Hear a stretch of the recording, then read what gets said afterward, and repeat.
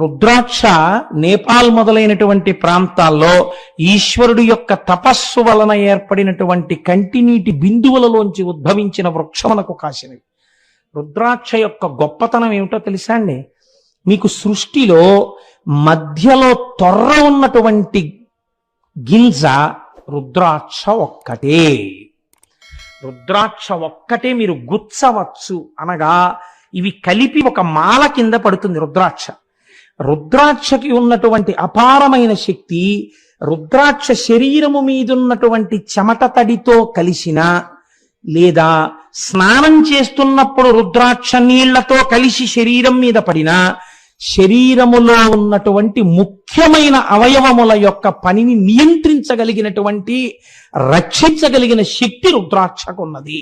అందుకే రుద్రాక్షమాలలో పగడాన్ని ముత్యాన్ని కలిపి వేసుకుంటారు. రాత్రి నిద్రపోతున్న